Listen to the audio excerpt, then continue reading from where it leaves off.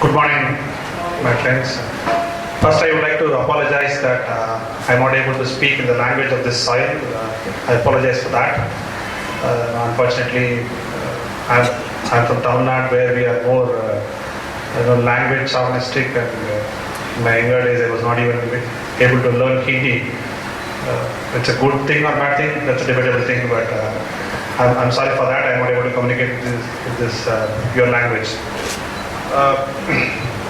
But I see a lot of similarity between Tamil Nadu and Maharashtra, because Tamil Nadu has already got the second nuclear plant, nuclear monster in fact, in terms of Kudankulam, and you will have one in the name of Jetapur. Already there is one functioning in Tarapur, Maharashtra, Kalpakam in Tamil Nadu. The second plant is already there in Kudankulam, and we are going to have, they are pushing for a plant in Jetapur. So we have a lot of similarities in this. I would like to tell you a few things that we encountered, and our experiences in the Kudankulam struggle. First of all, I would like to proudly tell you that I represent the Kudankulam struggle, which I personally I've taken part in the struggle in terms of legal and technical aspects. And we would all call it as a festival of all the struggles. Basically, I have not seen the independent movement, but I have seen a movement which is so peaceful, with Gandhian means, very simple protest, but it's a long, it's a long-term people's movement. I have not seen something like that. People are resisting, celebrating resistance. There's a huge government oppression happening. Today is the 566th day of the struggle. Today is the 566th day. Even today, if you go to Idindagai, you will see people from one particular village will come there, about 50 or 100 or 200, depending on the population of the village. They will come there, sit for the whole day from 10 to 4, go back in the evening. The fishermen will not go into the sea on that particular day, belong to that particular village.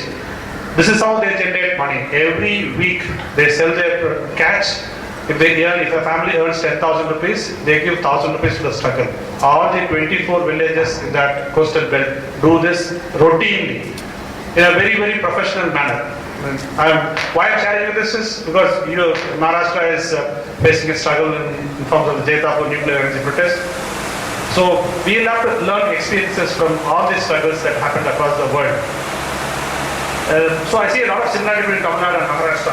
Now coming to the nuclear energy department, why are we scared about this department? Why are we scared about NPCIL, DAE, EAERB, whatnots? And you have a live example. I sincerely thank you, sir, Sri R.K. Gupta-ji, for coming here to share these experiences. That is on the medical grounds, that is on the radiation affected people, all those things. But why are we not believing the nuclear established in the country? Because from day one they have been telling lies and lies and lies. When Homi Baba started this in 1960s, we were promised that by 1980 India would be producing about 25,000 megawatt using nuclear power. As far as we all know, till 1980s there was no major anti-nuke protest. Everyone of us know that. There was no major anti-nuke protest. But by 1980, our installed capacity of nuclear power was just 1,200 megawatt.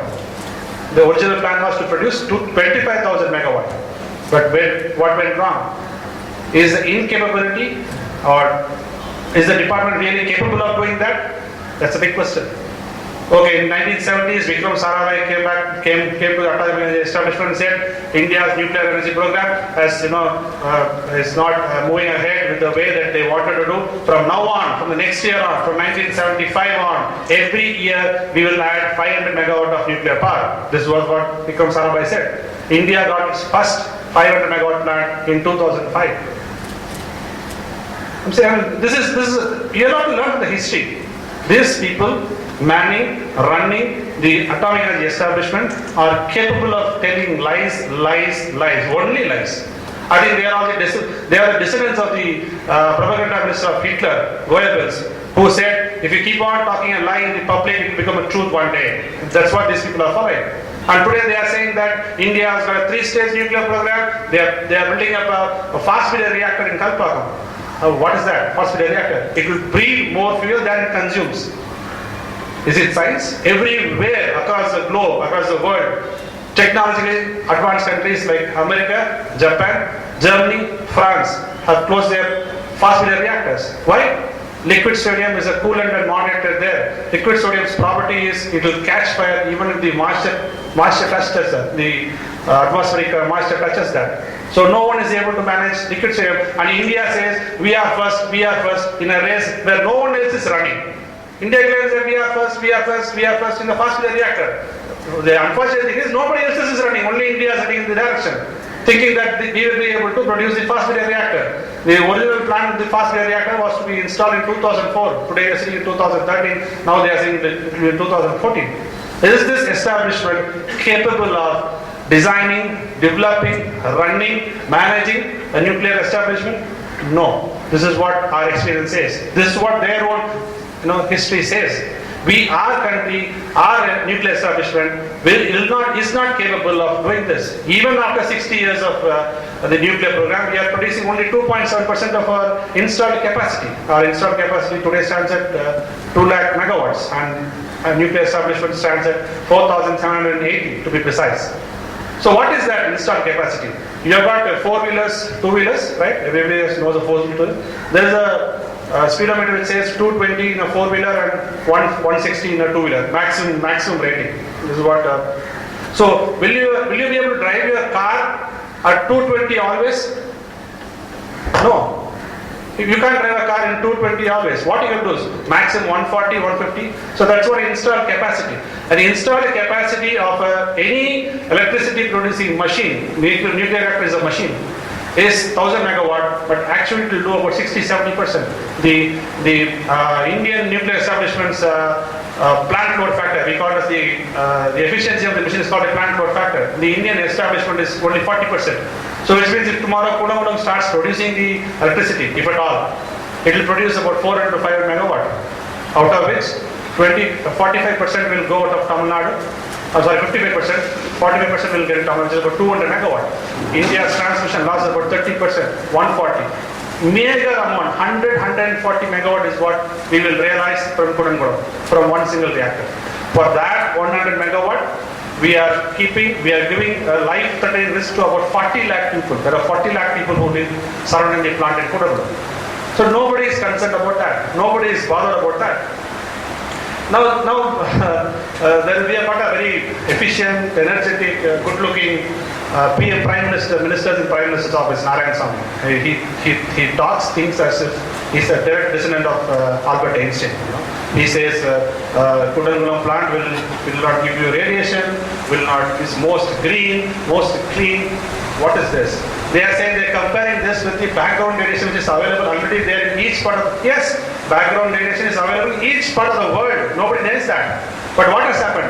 In the process of evolution of human genes in the last so many billions of years, our genes have become mutated, and in the evolution, our genes have got accustomed to this background radiation. Each human being has got about 200 trillion cells. So this radiation could go and affect a single cell, maybe. But there is an inbuilt mechanism which has been evolved in so many million years, which will fight that cancerous cell and destroy it. That is what happening. 99% of human beings will have the defense mechanism. Only 1%. So only we had cancers, we had children born with mental disability or physical disability, even when there is no nuclear reactor or where there is no chemical-based farming about 100 years back. That's 1% because genetically that body will not have the defense mechanism. 99% of human body has a self-defense mechanism against this background radiation. But what is happening in the nuclear reactor? The radiation is from strontium, plutonium, cesium, tellurium, iodine. This is all not at all available in the natural thing. Nothing is available naturally. So all this radiation to the human body is very foreign in nature. So our defense mechanism will not be able to recognize that radiation and fight that. It will think because this gene mechanism is not used to that.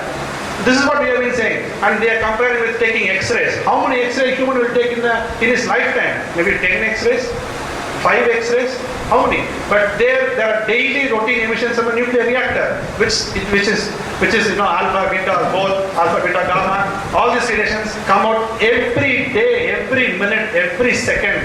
It goes into the water, goes into the air, cattle eats the grass.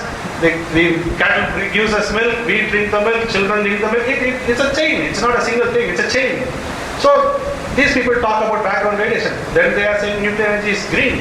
It's the most laughable component. When you take any energy basket, you will have to take the entire fuel cycle, starting from mining till the disposal of the waste. When you take nuclear fuel cycle, starting from mining, you saw the film on Jaduguda, it emits radiation. How many millions and millions of liters of diesel are being used to mine uranium, to transport uranium, to mill it and make it into yellow cake? Millions and millions of liters of diesel is being used. There is a enrichment facility, because naturally available uranium is very stable. The most comedy of all sorts is this nuclear energy per se is built upon an unstable platform. Why an unstable platform? Uranium-238, which is naturally available, is very stable. You will not be able to do a chain reaction with the uranium-238 without enriching it. What is enrichment? What is enriching? You will have to destabilize uranium-238 and make it to 235, so you just become very loose thing and you get chain reaction. So this entire concept of nuclear energy is built upon an unstable platform, very, very unstable platform. So whichever is built upon an unstable platform is bound to fall, it's bound to fail. There is nothing called as 100% safe, 100% failure-proof machines in the world. Nuclear reactor is a machine, it's bound to fail. It's not 100% safe. No one can guarantee that, including nuclear tourists like Abdul Kalam. We are very unfortunate to have a nuclear tourist like Abdul Kalam, Dr. Muthanayagam, Dr. Inian, M.R. Srinivasan. They went into Kodangulam plant for 45 minutes, just 45 minutes. They roamed around, came back. They never went and met the people. They should have gone to the people. Ask them what is their problem. Why are they opposing this plant? They went around the plant for 45 minutes, came out and said everything is fine. I told in a TV debate, the people of Kodangulam will sponsor air tickets to Dr. Abdul Kalam, Narayan Swamy, and everybody. Let them go to Russia, speak to the atom toy export people who are the exporters of these nuclear reactors, and convince them for the liability. Why are they not agreeing to the liability? It's mere 1,500 crores. If the people who supply these machines are 100% confident, and they themselves are not confident, except for Abdul Kalam's and Narayan Swamy's, they themselves are not confident. If they are confident, they will definitely agree to the Liability Act. Liability Act of India does not give you the absolute liability that we have challenged in Supreme Court. That's a different thing. But the Liability Act of India says if there is an accident, if there is a nuclear accident, because of the design fault of the reactor supply, you will have to shell out 1,500 crores because of the reactor design. It is not, the accident is not due to earthquake or tsunami or any other natural calamity. If the accident is only because of your design fault, then only you will have to give 1,500 crores. So what is wrong in accepting that? They have not accepted that. They are claiming exemption. India's Prime Minister is saying Russia is backing us for the last 200 years. What is this? Where are we going? What is wrong? I told in open TV debate, we will sponsor the tickets to all these people who are saying Kodangulam is safe. Let them go to Russia, convince the people for the liability. They don't accept the liability. But Constitution of Supreme Court has clearly said it's absolute liability. If there is an accident because of any hazardous industry, the liability should be borne by the operator or the supplier on the whole. If it is 4 lakh crores, it should be 4 lakh crores. The expenditure that is going to be spent on Fukushima to decontaminate the about 20-25 kilometer radius of Fukushima is 5 lakh crores. I mean, can a country like India afford that? Surely not. But why are they? Why are they pushing this? It's because nuclear commerce. We asked a few questions to the NPCI DIE on the safety analysis report and the site evaluation report. There are two key reports which is very, very essential for any nuclear plant. And the CIC has ordered to give these documents to the public on May 25th last year, 2012. We are sitting on March 2013. They have not yet given. We have filed a case in Delhi High Court because CIC sits in Delhi. They have said that it is for strategic reasons. I don't understand what is so strategic in producing electricity. It's just questioning of boiling the water, producing steam, give it to the steam generator, produce electricity. What is so strategic about that? We don't understand that. Which clearly shows your intentions are not electricity. Your intentions are something else. You want plutonium, you want plutonium, you want plutonium which is not naturally available, which can be breeded only from the reactors to make bombs. I don't understand this. If you are really keen, and my question is to all of you here, because you are going to take this message across to different people. What is so strategic about divulging the details of an electricity generating station? Nuclear electricity generating station. What is so strategic about that? Nothing. Which means your intentions are very clear. Sorry. And now, I am coming to the green portion of nuclear energy. There are two facilities in US which does enrichment, Paducah and Portsmouth. There are two facilities in the US which does enrichment for the US nuclear plants. For each of these facility, there are 2,000 megawatt thermal power plants which give power to the two facilities. So where is your green component? Out of the total percentage of CFC, chlorofluorocarbons, we all know that is the main reason for the ozone layer getting depleted. These two facilities emit 93% of CFCs out of the whole US. If the whole US is 100%, that is whole US is going to take a comprehensive percentage of 100% the output of CFC. These two enrichment facilities emit 93% of CFCs. 93%.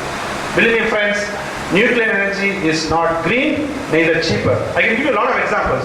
Uranium ore is just about 0.1% of the entire uranium, I'm saying you have to mine a lot of uranium ore, out of which you can get only 0.1% of uranium. 0.1%. I'm just saying 0.1%. Then only it is energetically productive. If it falls below 0.3%, it becomes energetically unproductive. How it is?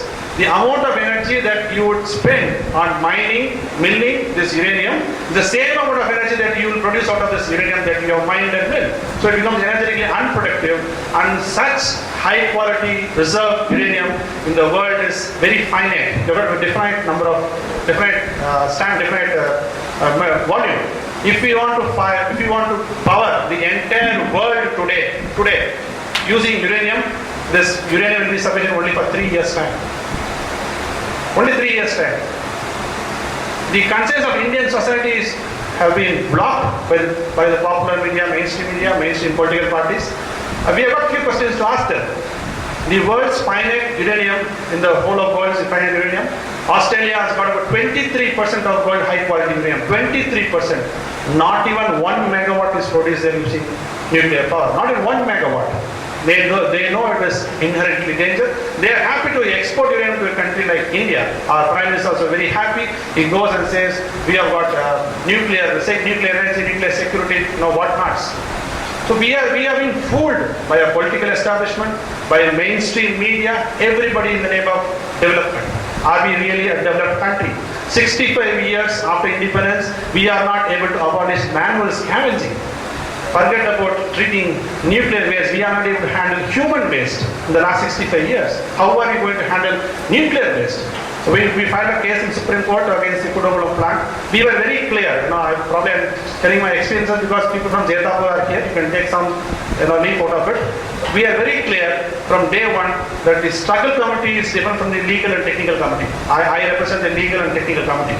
The struggle committee sits there, organizes protests, organizes dharnas, siege, everything is under struggle committee. We work in parallel with the struggle committee in terms of legal and technical issues. Why we did that?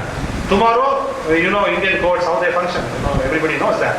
Tomorrow, the Supreme Court might say that, no, your petition is rejected, let the plant start. That doesn't mean that people have to leave their struggle. The same thing I asked Manish Tiwari, the Congress spokesperson in a conference in Goa. He said the Supreme Court, once it dismisses, at least people should stop struggling. I asked why. Is there any section of Indian Penal Code or the Constitution which says people should stop struggling after the Supreme Court says so? No, I quoted an example. Everyone would have heard about Tandai Periyar. When there was a reservation issue, it was here in High Court in Chennai, it was dismissed there. It went to Supreme Court, it was dismissed there. Periyar took it as a national movement. It started off in Tamil Nadu, it came to Maharashtra, it came to Uttar Pradesh, it became a national movement, and the Constitution of India was first amended because of reservation. It was for the movement started by Tandai Periyar from Tamil Nadu. Even after Supreme Court dismissed the case. If you are going to think that Kudankulam struggle is an anti-nuke struggle, I differ from that. It is a struggle which will ensure that the energy policy of this country is changed. Today the energy policy of this country is centralized generation and then distributed. But the energy policy, what we should adopt is a decentralized generation where we generate electricity locally, distribute it locally, consume it locally.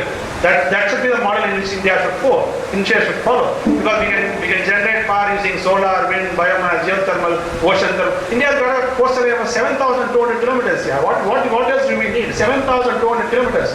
In Rameshwaram alone, they have studied that in the 50 kilometer distance in Rameshwaram, we can produce about 15,000 megawatt using offshore windmills. Offshore windmills is there. We can produce electricity using that.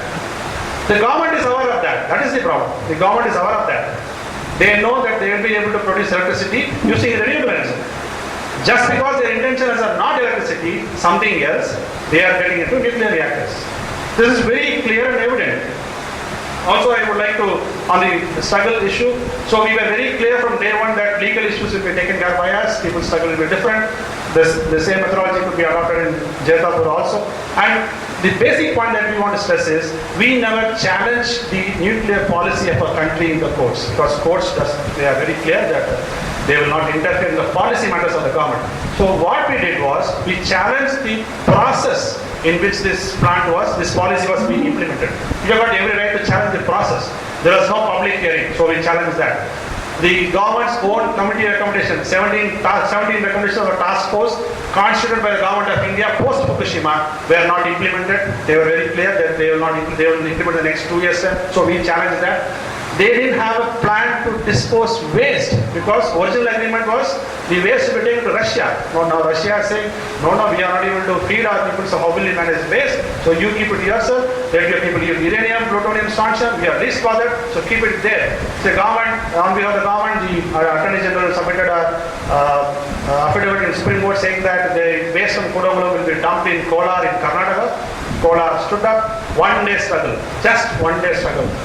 The parties which are supporting nuclear power in Tamil Nadu and Maharashtra, Congress, BJP, everybody stood there with the people and said, we will not allow the dumping of the nuclear waste in Kolar.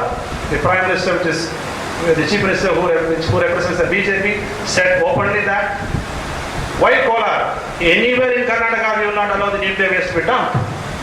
See the dichotomy of the parties. Here they are saying we want Jaitapur, there they are saying we want Kodamangala, but in Karnataka they are saying we don't want nuclear waste. What is that? So we are able to see the dichotomy, double standards of these parties. Wherever they want to come to power, they will say anything, because Karnataka is facing election. If Maharashtra is going to face election, they will say, we will think about Jaitapur, we will have second thoughts about Jaitapur. When elections are over, they will say, no, we want power, we will get into Jaitapur. So this is the standard parties. Number 4th is, they have not given the most sad part, they have not given the emergency mock drill. Mock drill is, training the people on how to handle, behave themselves in case of a nuclear accident. They did not train the people in the 30-kilometer radius.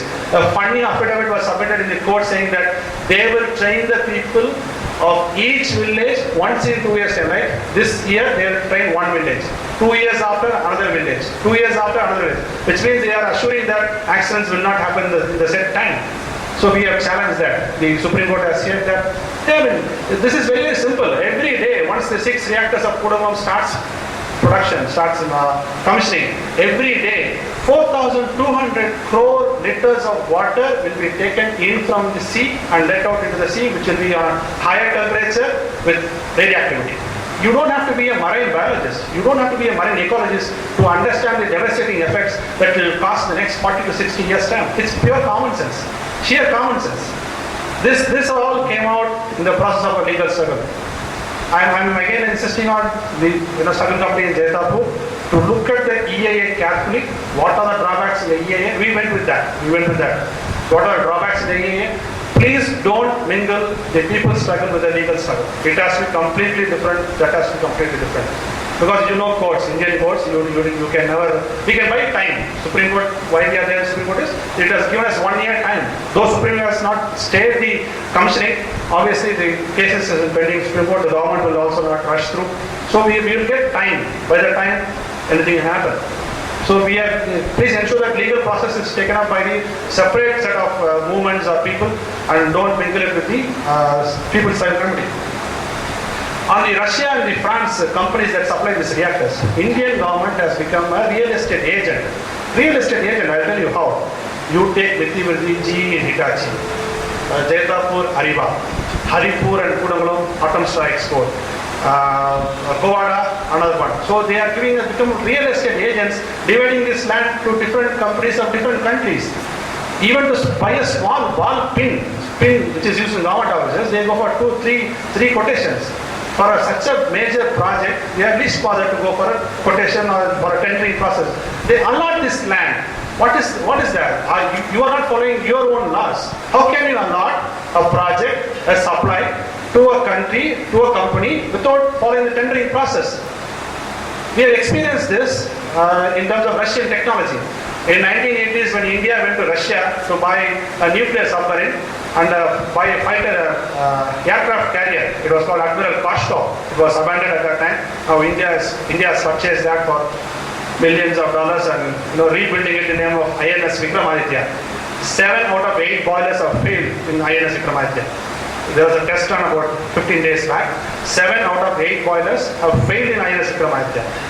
We have lost 108 MiG fighters. MiG fighters. The Indian Air Force uses the MiG fighters. We have lost about 108 MiG fighters in the last 25 years. We have lost them. Crashed. People have lost their lives. Even Dr. Abdul Kalam went out for a sortie to ensure that no MiGs are safe. After he went out for a sortie, there are 6 accidents, 6 pilots are dead. So this is the state of affairs of our buying technology and handling them. And we are very, very poor in handling. Our management itself is a big disaster. How are you going to manage a disaster? But this is a fact. I mean, you can go to any. 48% of our children are malnutrition.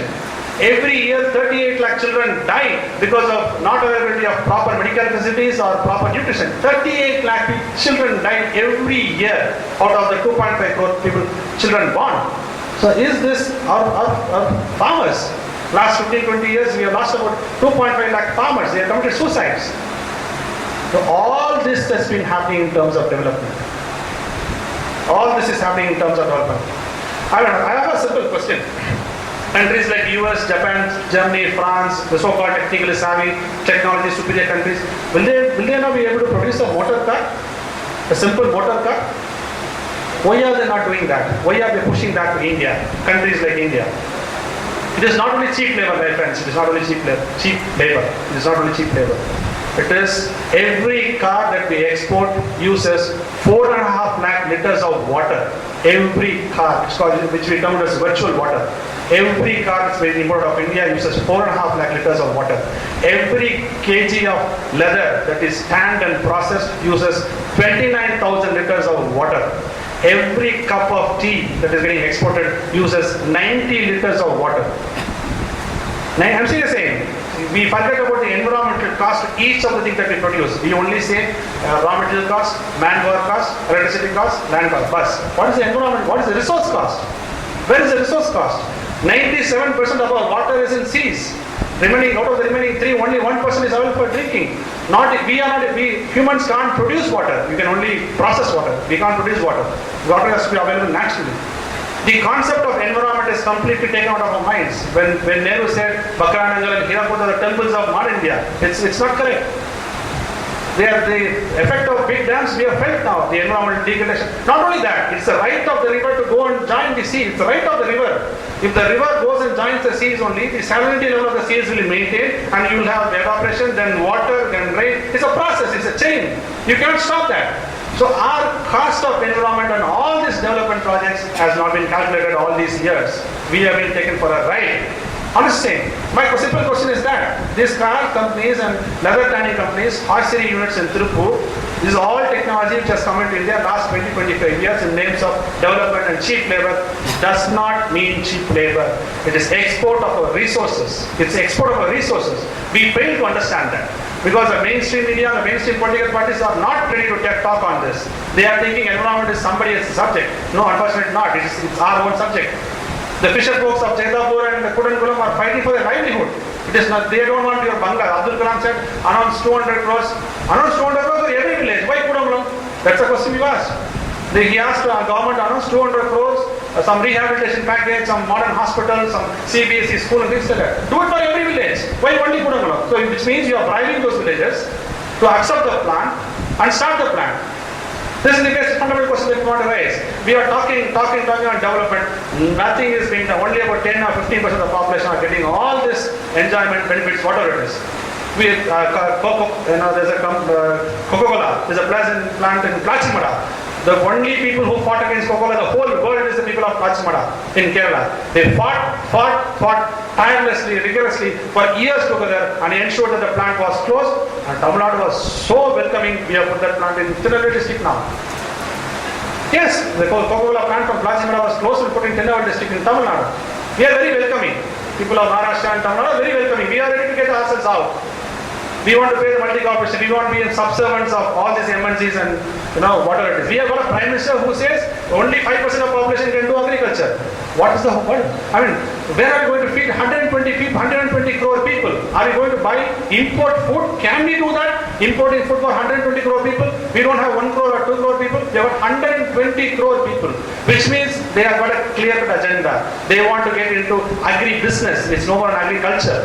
It's no more agriculture, it's agri-business, which means they will develop some genetically modified foods, rice, brinjal, potato. They will choose the companies they want to grow, they will grow it. They will decide what food the people should eat, and they will also decide what diseases the people should get. They will also decide what medicines to give for that disease. So entire life of every Indian is in the hands of the multinationals. You will have to see the correlation. The world's largest business transaction company in the world in terms of nuclear energy is General Electric. The world's largest cancer treatment company is General Electric. They manufacture this PET CTs, which is into treatment of cancer. You will have to see the correlation here. What is the requirement in producing power with not destroying so much? Tarapur is a good example. My dear friends in Bombay, I'll tell you something. You are sitting on a time bomb. Forgive me if you are feeling threatened. I'm telling you, you are sitting on a time bomb. The spent fuel waste of Tarapur plant is being stored the last 40-50 years inside Tarapur without any precautionary safeguard measures. Tarapur plant is much older than Fukushima plant. There are no more boiling water reactors in the world. Everything is getting shut down except this Tarapur plant, and we feel proud about that. You go and see the people are dying there. But I met, she said that people are dying there. She was able to see boiled fishes. Now, the people scientists in Kalpakam are saying they will set up artificial coral reefs. Okay. Thank you. Yeah. Okay. Oh, you are able to follow it, is it? I'm talking very fastly. It's okay. Perfect. No, I thought I will tell you maximum matters in the shortest possible time, so I'm rushing it. Please go on, sir.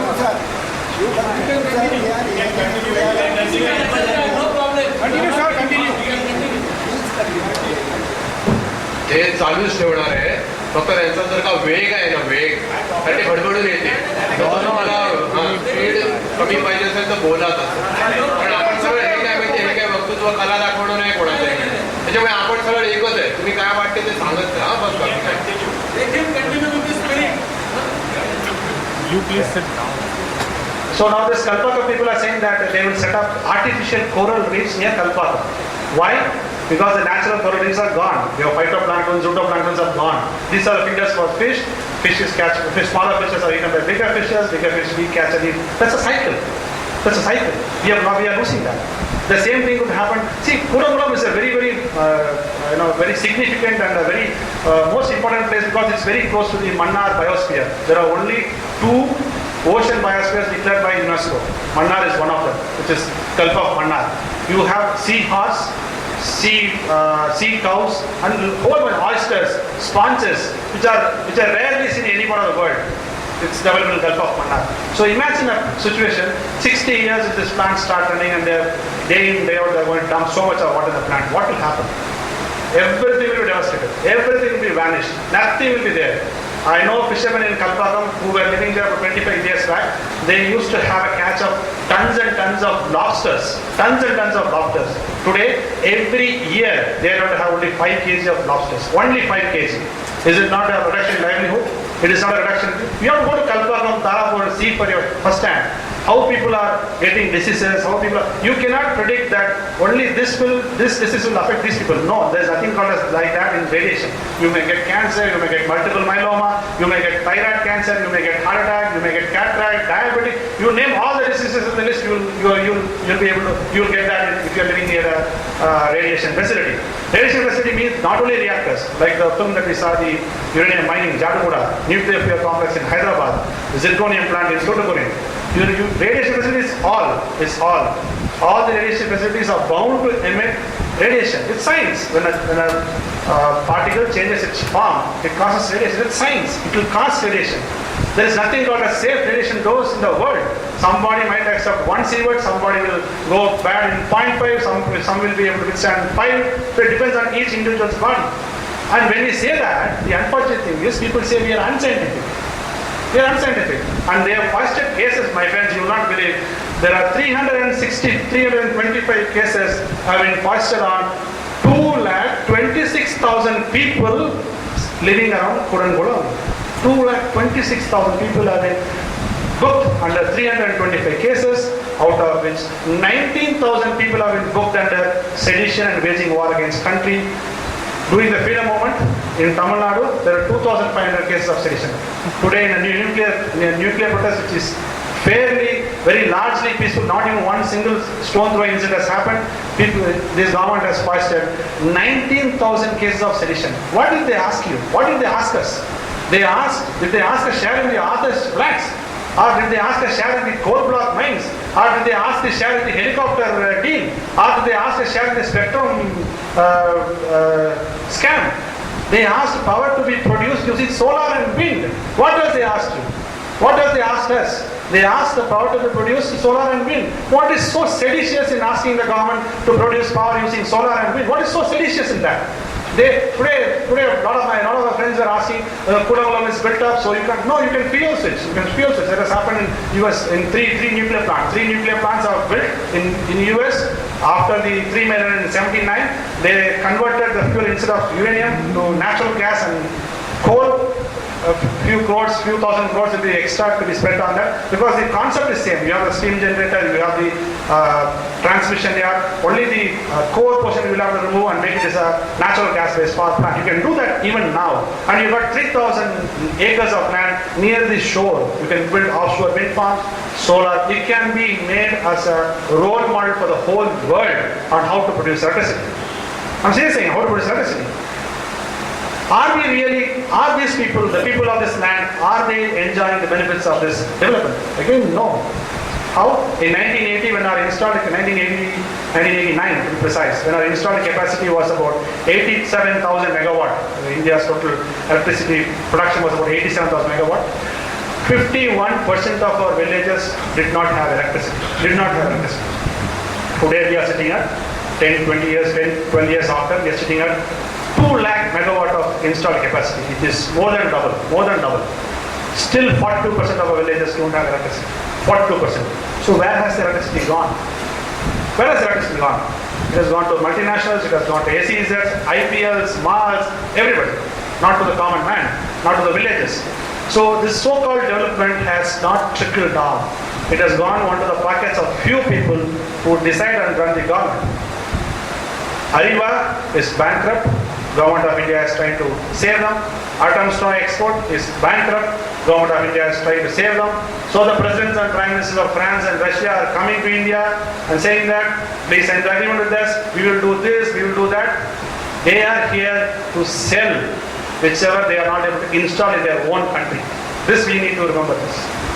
I'm sure every one of us will be able to remember this, because we have asked a question, why GE you are coming here? Why you have not set up a plant after 1979 in the US? I mean, the US does not require any power after 1979. They also require more power after 1979. Why you have not installed 1 megawatt of power in the US? We should ask them questions. Where have we gone wrong?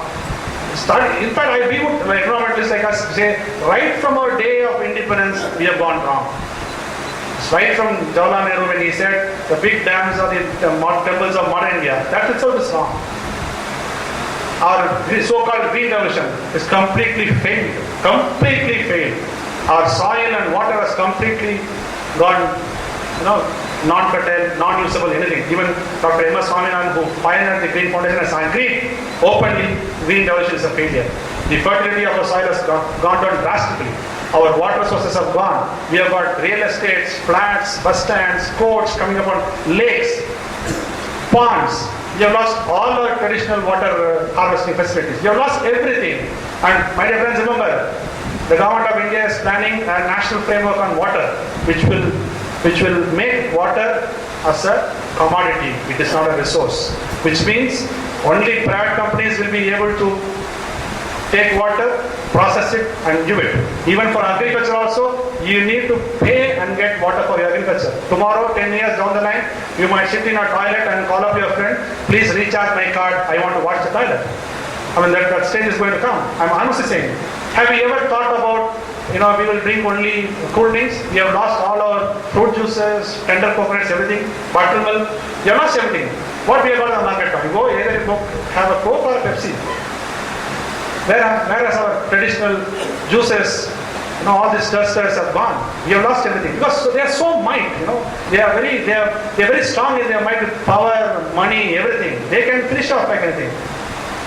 I'm very happy to see all of you on a Sunday morning, leaving your personal work, leaving your family to come and do your bit for the society. Really, we are happy. We have come from Chennai and speak to people like you. I'm not going to take much time. So now the last question I want to ask is, what are we going to do? Yesterday the same question was raised to me and Raju and TISS, Tata Institute of Social Sciences, where we gave a talk. What are we going to do? Are we going to simply sit, watch, get immersed in this so-called development, or are we going to fight against it? A fight doesn't mean that you have come to the street, stand in roads and shout. No. If you have a pen, you write with that. If you are a documentary filmmaker, you make a documentary out of it. If you are a college professor, speak to the students. If you are a government officer, speak to your friends. If you are a housewife, if you are a non-working woman, speak to your neighbors. If you are a working woman, speak to your friends. I tell you, ladies especially, the struggle of Kudangulam is so successful because of the involvement of the ladies. I'm honestly saying, the struggle in Kudangulam is successful because of the struggle in which a lot of ladies participate.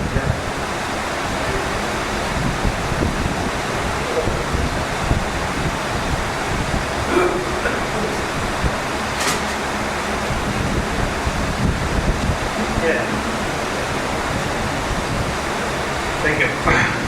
So it's we feel like, ladies have a very special important role in taking this concept of environment to your neighbors, friends, family.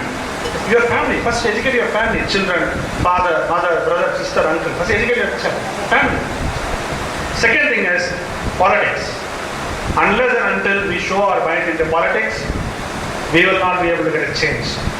The people of Kudangulam and neighboring coastal villages in 3 districts, Kanyakumari, Tirunelveli and Tuticorin, the fisher folk, especially fisher folks, have said, whichever party says no to nuclear energy only, we will vote in the coming parliament elections. There are about 180 villages in the coastal districts of these 3 districts. 180 villages, yeah. They have very clearly, point blank, said one thing: rest all schemes you'll see later. If you are no new party, we will vote for you. This is one way of doing things. Number 3, I want to share a small experience with you what happened with the ladies from Kudangulam. They had come to Chennai. We organized a press meet. And a reporter stood up and asked, you are all illiterates. He said straight, you are all illiterates. You don't understand anything. The scientists, including Dr. Abdul Kalam, have said that the plant is 100% safe. So why don't you agree? This was a question posted by a reporter to a lady from Dindakarai, from Kudangulam. She was very casual. She said, she turned in Tamil, we boarded the train on Friday. This press meet was happening on Sunday morning. We boarded the Kanyakumari Express to Chennai on Friday evening from Kanyakumari. At that time, your meteorological department said in the next 48 hours there will be very heavy rains in Chennai. We were praying to our Almighty that we should have a comfortable journey. And today we are sitting on Sunday morning, not even single drop of rain had fallen on us. Not a single drop of rain had fallen on us. So this is the state of affairs of your scientific establishment. So we are not ready to believe you. I mean, what she said was absolutely right. We are not able to eliminate our waste that was generated in Bhopal 27 years back. Still there are about waste to the size of football ground is still lying there, contaminating the water and people living in Bhopal. Still we are not able to do that. The tsunami in 2004 is a good example for us. The tsunami struck the southernmost point of India, that is Indira Point in Nicobar Islands in Andaman at 7:30 in the morning. At 7:30 in the morning.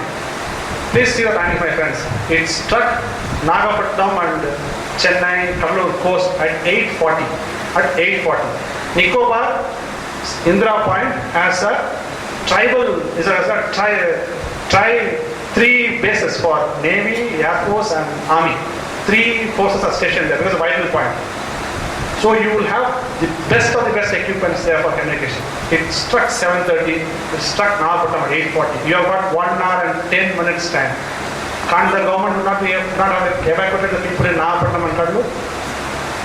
I got information stating that the Air Force cautioned the Air Force at Tambaram in Chennai at 7:40, just 10 minutes time. But our civil administration miserably failed.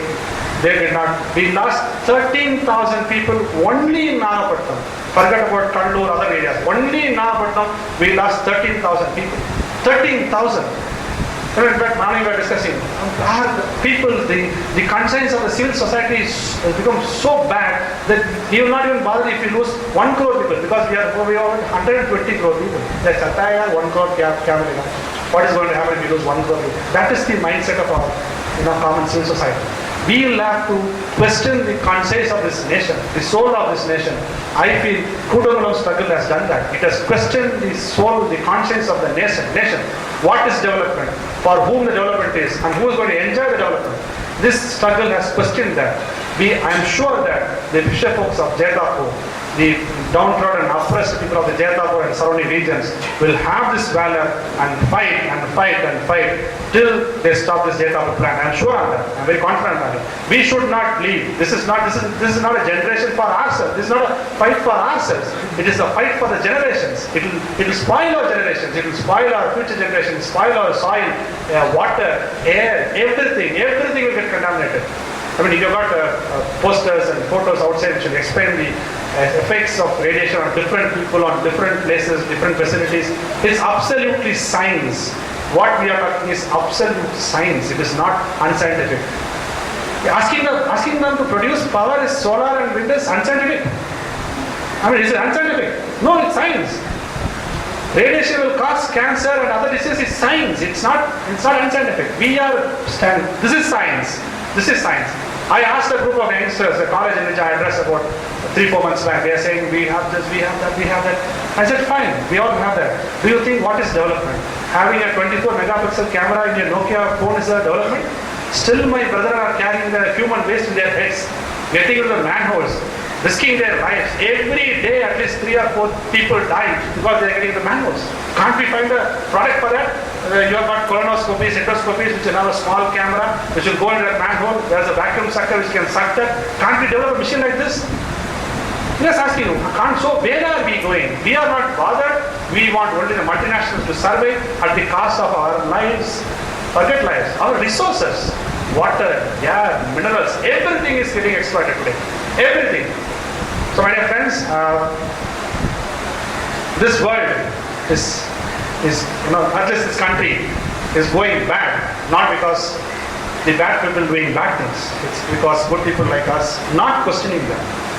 We are not questioning them. We are going pathetic because good people like us are not questioning them.